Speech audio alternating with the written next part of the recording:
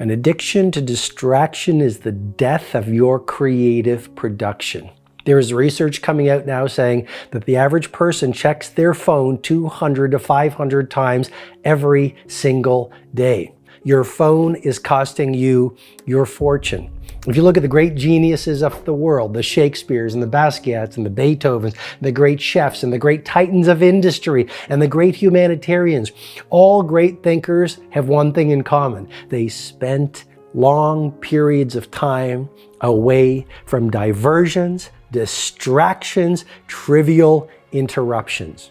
So you can be like the majority, being busy, or you can be a history maker and a legendary producer and not being on your phone, not playing with technology every second, not being addicted to that white screen. You don't get to do both. And so the first excellent habit to beat digital distraction is installing this metaphorical tight bubble of total focus around yourself so that you don't let distractions in. Just imagine you have this bubble. It's like a 5-foot bubble around you. It's a porous bubble, so creative things, inspirational things, high vibration, joyful, excellent, amazing people get in. The right spaces get in. And anything that is toxic, anything that is a trivial distraction, which is generally because you have an addiction to it, doesn't get in.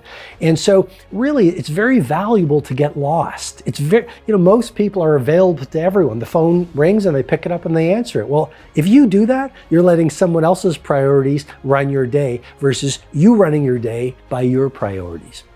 Tight bubble of total focus could also mean that, you set up your ecosystem and your environments so that there's no distraction. Tight bubble of total focus could mean that you spend long periods of your day alone working on those 1 or 2 projects that are your Sistine Chapel ceilings.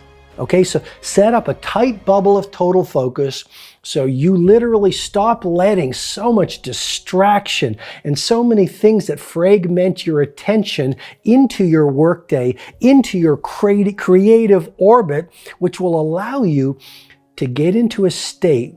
Transient hypofrontality is the neurobiological phenomenon that allows you to, if you set yourself up to get away from distraction, you leave your phone and technology maybe in another room, and you simply sit or work on the project that will allow you to change the game in your marketplace.